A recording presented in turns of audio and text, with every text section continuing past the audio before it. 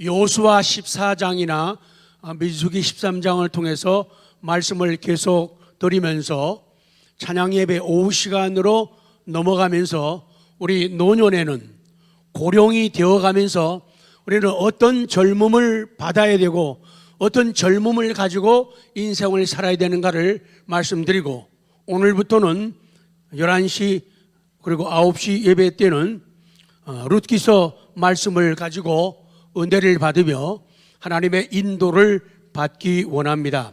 이 룻기서, 룻은 이름의 뜻이 친구라고 하는 뜻이에요. 뭐라고요?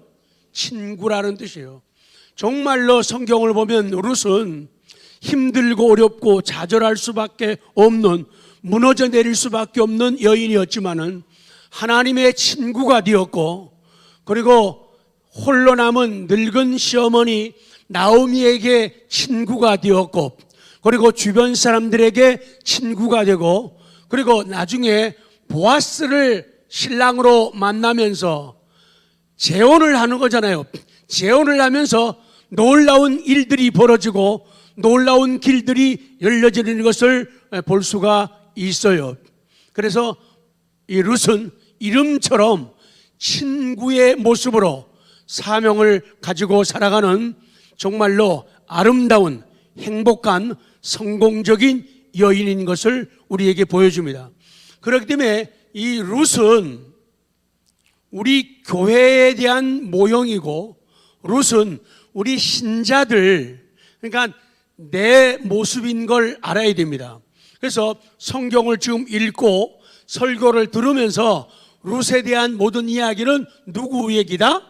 내 얘기다. 이거 놓치면은 허당입니다. 그냥 앉았다가, 가만히 앉았다 그냥 갈 수밖에 없어요. 룻에 대한 이야기는 내 이야기입니다. 그래서 룻의 모습을 보고 들으면서 내 모습을 대입을 시키고 새롭게 조명할 때 놀라운 변화와 능력의 역사가 있을 줄로 믿습니다. 오늘 성경은 룻에 대해서 말씀하는데, 룻은 베들레헴 사람 엘리멜렉이라고 하는 사람, 그리고 나옴이라고 하는 여인의 아들이었던 말론, 둘째였던 말론의 모압인 아내, 그러니까 박힌 돌이 아니라 굴러온 돌이에요. 이방 여인입니다.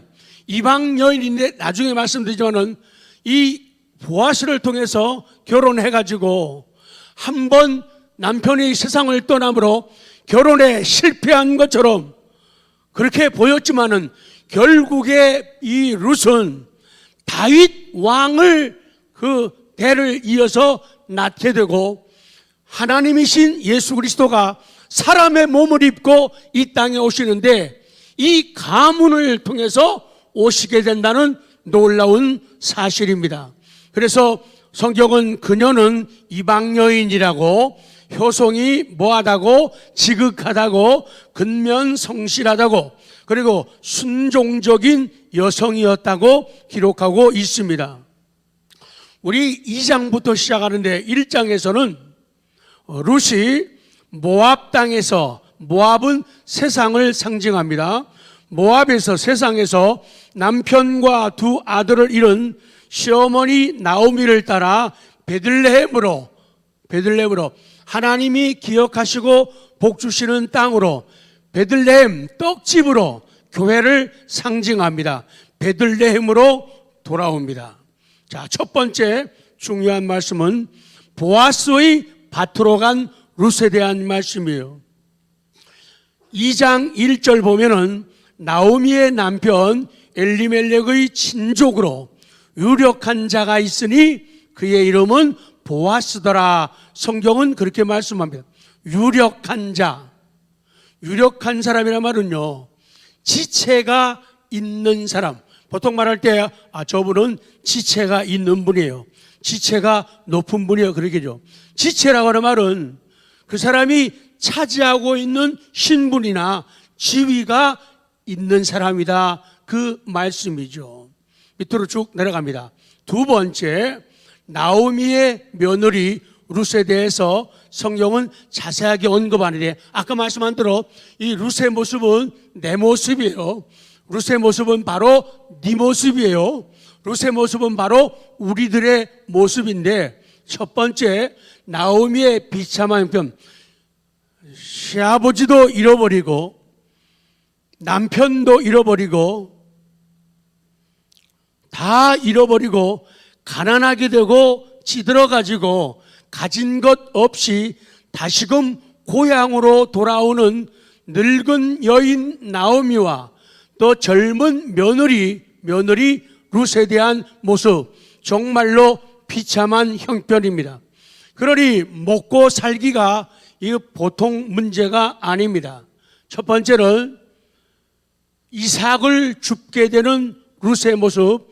2장 2절 시작. 모압 여인 룻이 나오미에게 이르되 원하건대 내가 밭으로 가서 내가 누구에게 은혜를 입으면 그를 따라서 이삭을 줍겠나이다 하니 나오미가 그에게 이르되 내 따라 갈지어다 하매 룻이 시어머니에게 이삭 주우러 가겠다고 말을 합니다. 이삭을 줍겠나이다. 떨어져 있는 나달들을, 알갱이들을, 티끌들을 픽업하겠다는 거예요. 내가 그 이삭들을 찾고 그걸 줍고 그걸 선택하겠습니다. 주우러 가겠다고 말을 하는 거예요. 하나님 신앙으로 개종한 젊은 여인 룻의 믿음과 지존은 지금 베들레헴으로 돌아와서 큰 시련을 만나게 됩니다. 정말로 그들에게는 이삭을 줍는 일 말고는 달리 양식을 구할 길이 없는 거예요. 먹고 살 일이 깜깜할 수밖에 없는 그들이에요. 이삭을 주려는 룻의 모습은 모세의 율법을 믿고 따른 말씀에 대한 믿음을 가진 귀한 행동이다라고 성경은 말씀하는 거예요. 쭉 내려갑니다. 니은으로 갑니다. 그러나 어려운 상황에서 피어난 룻의 성품, 룻의 성품은 마치 쓰레기통에서 피어난 예쁜 장미처럼 어려운 상황에서 피어난 룻의 성품은 매우도 착했다고 성경은 기록합니다. 어느 정도 사람이 착하고 인간성이 되었느냐? A.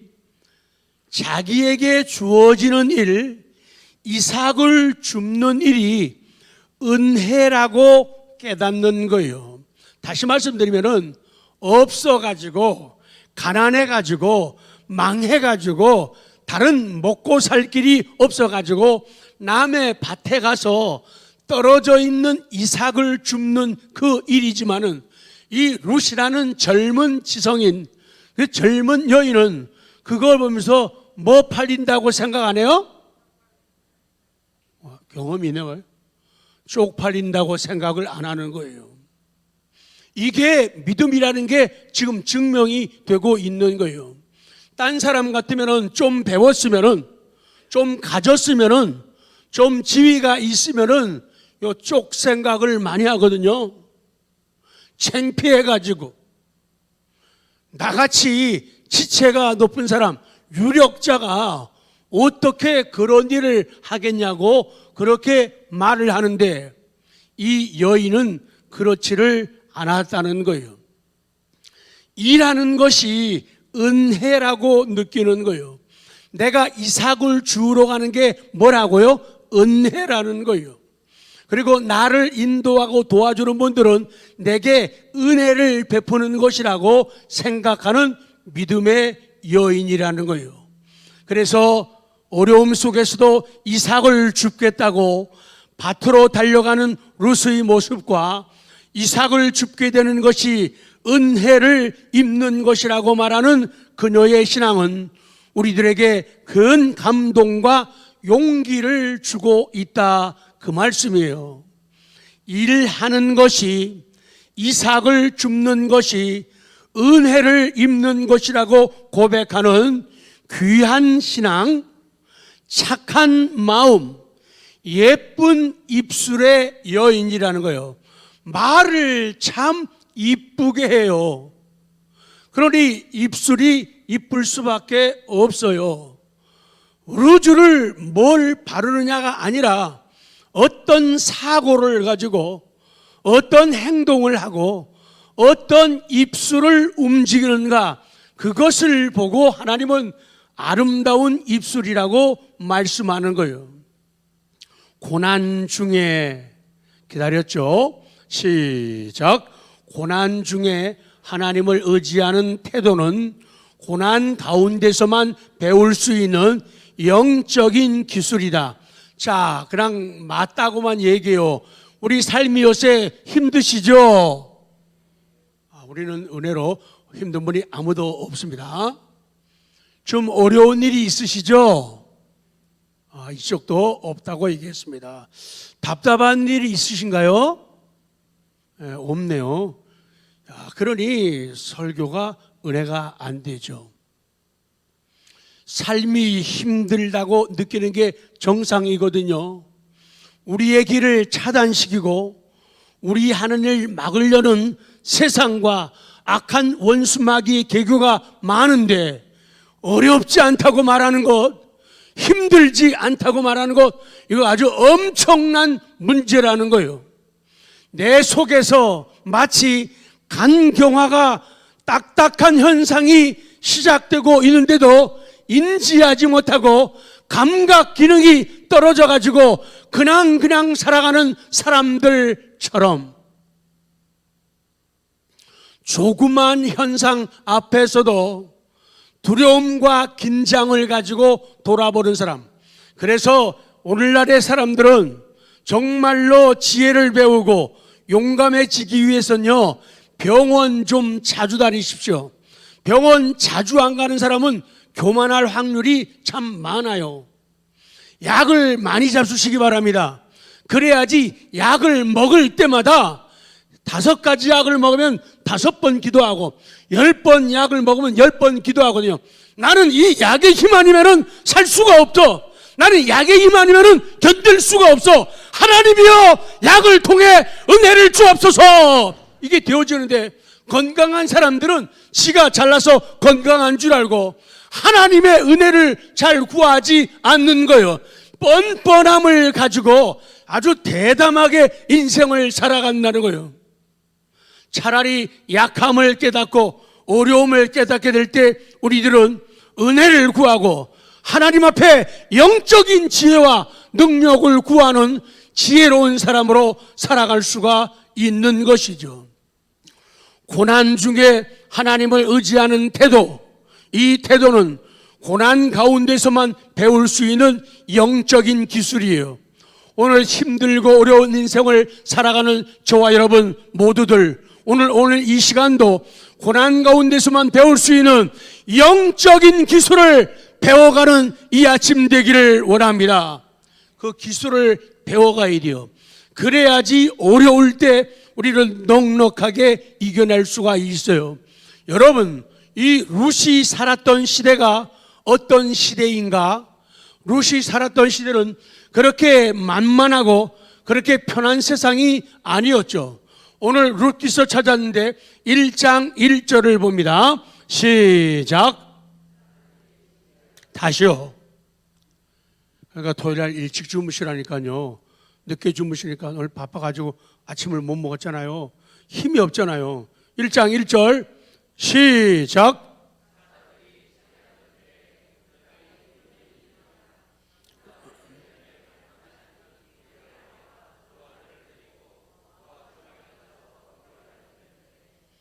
식사를 하고 오셨는데 식사한 걸 잊어버리셨구나. 그러니까 그 다음엔 커지네요.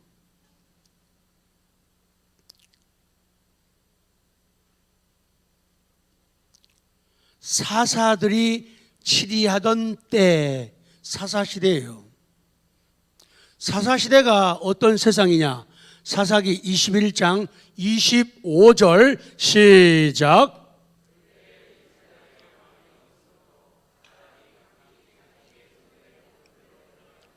사람이 각기 자기의 소견에 옳은 대로 행하였더라. 이거를 글자 그대로 해석하면은 모두가 자기가 생각한 대로 했다 그 얘기예요. 쉽게 표현하면은 회의를 해요. 그러면은 A도 자기 의견이 맞다고 그러고, B도 자기 의견, C도 자기 의견, D도 자기 말이 맞다는 거예요. 팽팽해요. 절대로 양보하거나 타협을 안 해요. 자기 소리를 많이 하고 자기 말을 많이 하고, 그것도 인정받기 위해서, 자기 의견이 채택되기 위해서, 업적을 남기기 위해서 목소리 또 톤을 또 높이게 된단 말이에요. 이 당시 사람들이 자기의 소견에 옳은 대로 행했다. 모두가 에브리온, 모두가 자기가 생각한 대로 했다는 거예요. 행동할 때 자기 생각이 아니라 하나님의 뜻, 그리고 지혜로운 모사들, 카운슬러, 그분들의 이야기, 어른들, 그런 얘기를 듣는 게 아니라, 등이 아니라 자기가 생각한 대로, 내 생각이야, 끝, 땡, 필요 없어, 내 말이 맞아, 다 입 다물어. 그 당시 사람들이 그렇게 인생을 살았다는 거예요. 똑똑한 사람만 살았어요. 똑똑한 사람들, 잘난 사람들만 살았단 말이에요. 그때 그 여자가 그 노래를 불렀어야 되는데, 잘난 사람 잘난 멋에 살고,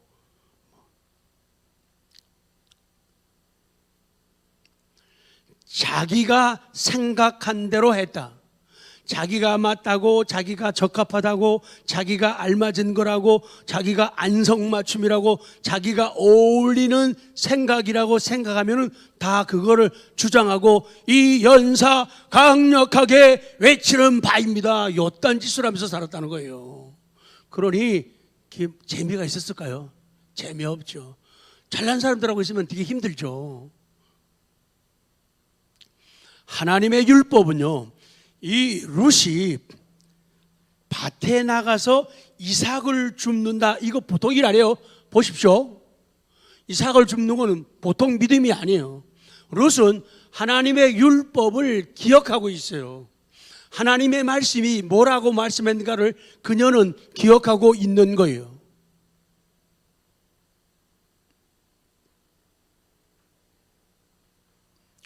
하나님의 율법은 가난한 자들을 위해서 밭이나 포도원에서 추수하는 사람들에게 말씀하는 거예요. 밭에 가장자리에 놓여 있는 농작물의 일부는 다 추수하지 말고, 다 베지 말고 남겨두라고 율법에 규정을 하는 거예요. 그러니까 룻은요, 베들레헴에 처음 왔지만은 어머니로부터 다 얘기 들은 거예요. 성경을, 율법을 다 들은 거예요. 힘들고 어려울 때 밭에 가면은 곡식이 있겠다? 알았어요. 그렇기 때문에 율법을 명심하고 율법을 따라서 밭에 일하러 가겠다고 말하는 거예요. 그냥 밭에 이삭 주스러 가는 게 아니에요. 성경 말씀, 율법을 따라서 믿기 때문에 행동하는 거예요. 그래서 그녀의 시작, 출발, 진행, 마무리는요, 처음부터 끝까지 앞도 뒤도 다, 뒤통수도 다 이쁜 여인이에요. 바로 내 모습이다, 내 모습이다, 그 말씀이에요. 비록합니다. 그리고 룻의 모습, 바로 우리들의 모습이에요. 겸손과 부지런함의 본이 되었다는 거예요. 이삭을 줍겠나이다. 룻은 하나님의 섭리가 자기 자신을 가난하게 만들었죠. 남편도 세상 떠나고. 그러나 이 룻은 말을 함부로 하지를 않았어요. 함부로 부정한 말들을, 불평 어린 언어들을 구사하지를 않았다는 거예요. 도리어 룻은 겸손으로 옷 입고, 뭐로 옷 입었다고요? 겸손으로 옷 입는 게 명품이에요. 지금 입은 옷 명품이에요. 그리고 부지런함을 가지고 화장을 했다 그 말이죠. 부지런함으로 화장하고, 거룩함으로, 그리고 겸손 가지고 옷을 입으니까 사람이 우아하게, 고상하게 보일 수밖에 없지요. 우리는 어떤 자리에 있든지 무슨 일을 하든지 겸손하게 부지런하게 일하는 것을 부끄러워해서는 된다 안 된다? 안 된다. 여러분, 일은 아무나 하는 거 아니에요. 일은 아무나 시키는 거 아니에요. 은혜 받은 사람에게 일을 시키고 은혜 받은 사람에게 일을 주는 거예요. 일 받지 못하고 힘들어하고 자기 몸도 추스리지 못하는 사람에게 어떻게 직분을 줘요? 어떻게 일을 사명을 맡겨요? 나타나지도 않는데 오지도 않는데. 그러니까 일하는 사람은 정해져 있는 거예요. 하는 사람이 계속하는 거예요. 일은 은혜 받은 사람이 일하는 거예요. 은혜 받은 사람은 자원해요. 은혜 받은 사람은 시키는 대로 하는 거예요. 노동은 수치가 아니에요. 그래서 교회에 와서도, 특히 교회에 와서도 아무나 일하는 거 아니에요.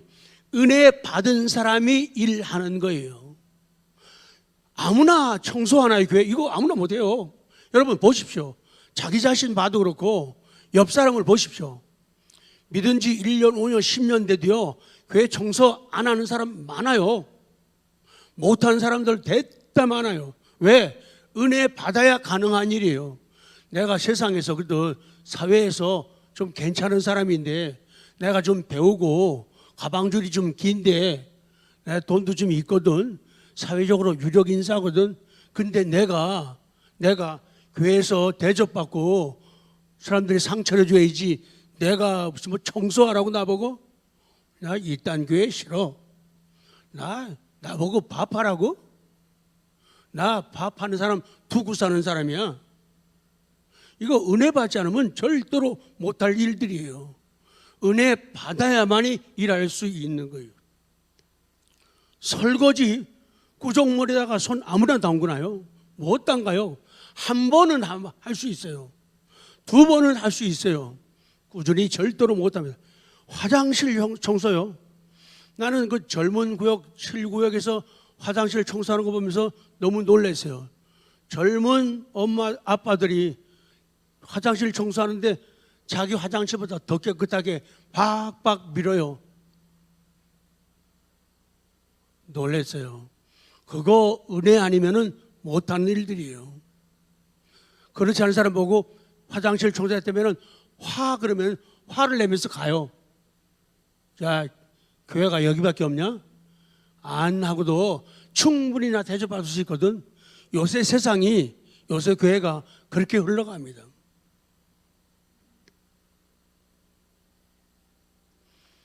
겸손과 부지런함은 세상에서도 좋은 징조예요.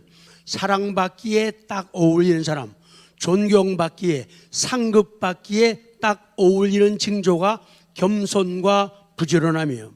그리고 우리 죽은 다음에 저 세상에서도 하나님 나라에서도 정말 딱 어울리는 그런 모습이에요. 당신의 그 섬김이 천국에서 해같이 빛날이 바로 그렇게 되는 거예요. 그러니까 절대로 믿음이 안 된 사람들에게 오늘도 은혜 받지 못하고 입이 이렇게 나와가지고 나오는 사람한테 집사님 내일 우리 청소야 꼭 와 늦지 마. 은혜 받으면 죽는다. 그 사람 죽어 진짜. 그렇게 하지 말라고요. 절대로 시키면 안 돼요. 은혜 받은 사람들에게 얘기하는 거예요. 그거는 수준 높은 사람한테 하는 얘기라고요.